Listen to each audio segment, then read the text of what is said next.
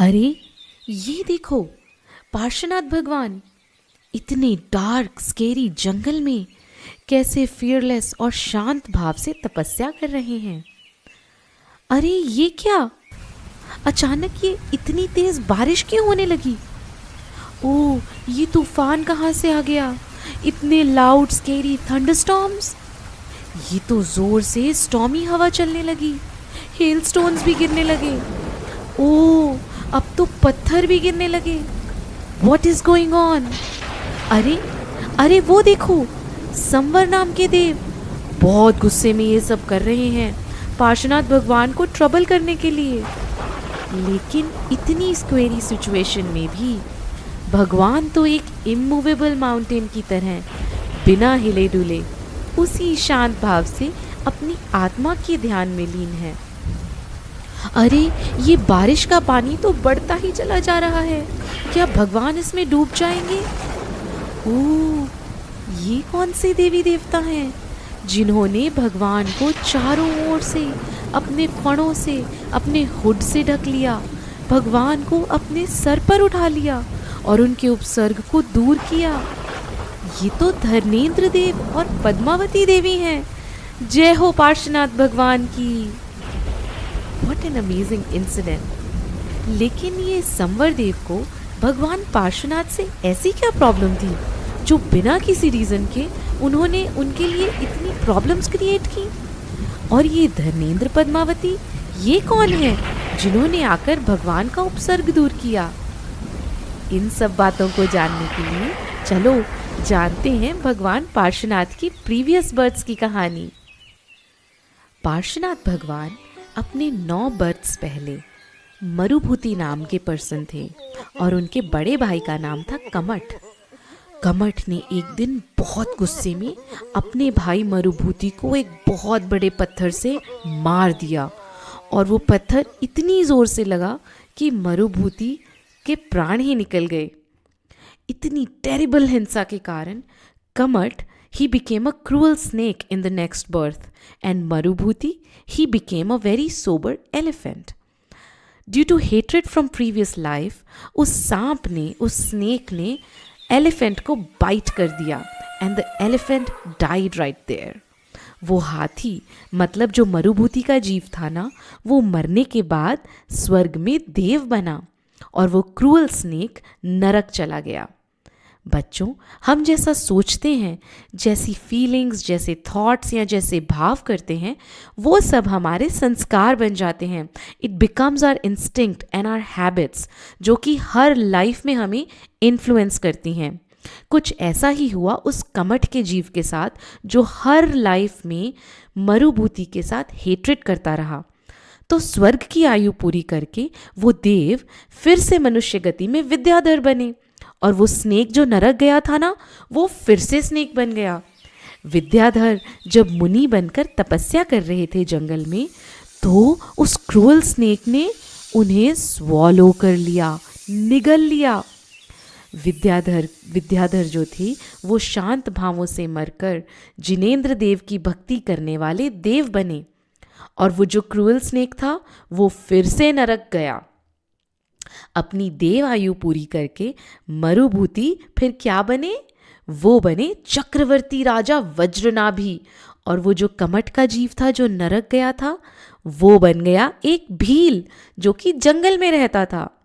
अब इस लाइफ में भी राजा वज्रनाभि बहुत भक्ति करते थे और एक दिन उन्होंने मुनि दीक्षा ले ली।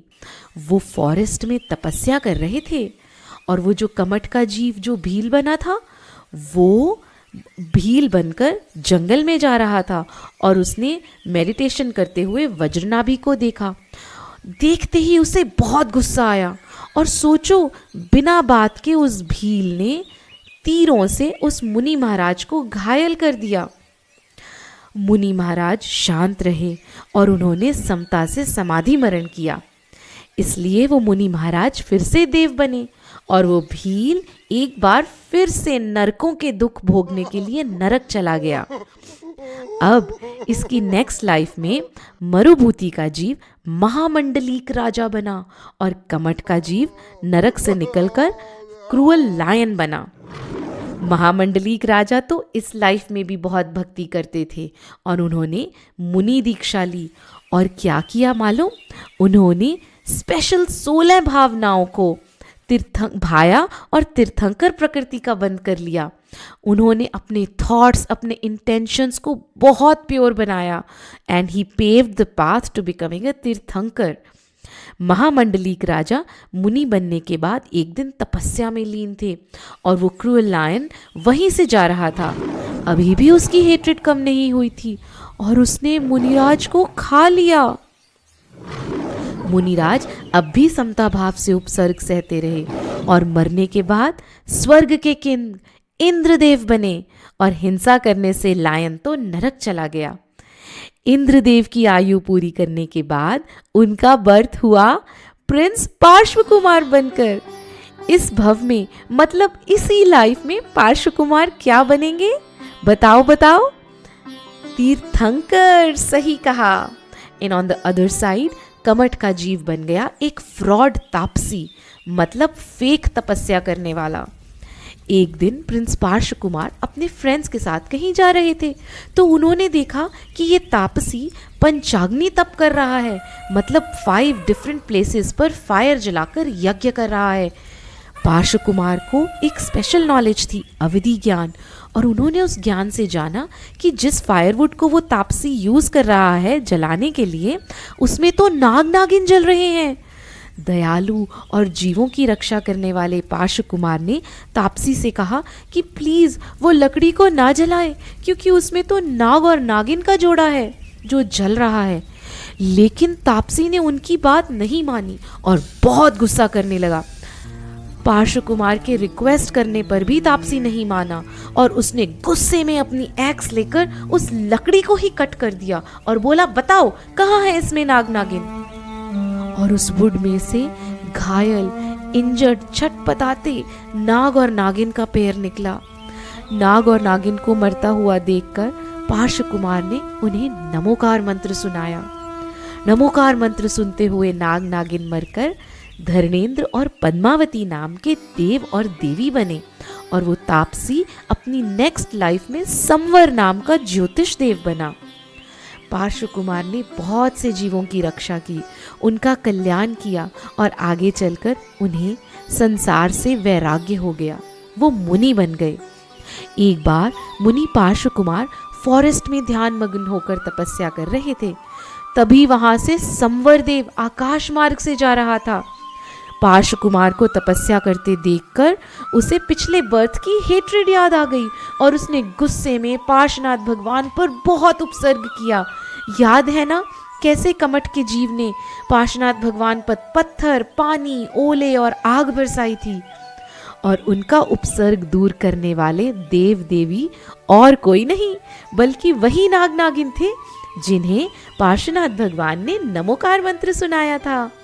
बच्चों, देखा आपने, कमठ का जीव अपने पूर्व भव के हेट्रेड और वैर के संस्कारों की वजह से विदाउट एनी रीजन हर भव में पार्श्वनाथ भगवान पर उपसर्ग करता रहा और पार्श्वनाथ भगवान हर लाइफ में बिना रिएक्ट किए शांत भाव से आत्म साधना करते रहे और धीरे धीरे क्या बन गए? तीर्थंकर भगवान बन गए।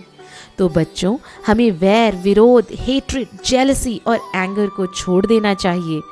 हर सिचुएशन में शांत और समता रखनी चाहिए, चाहे कोई हमें कितना ही ट्रबल क्यों ना करे।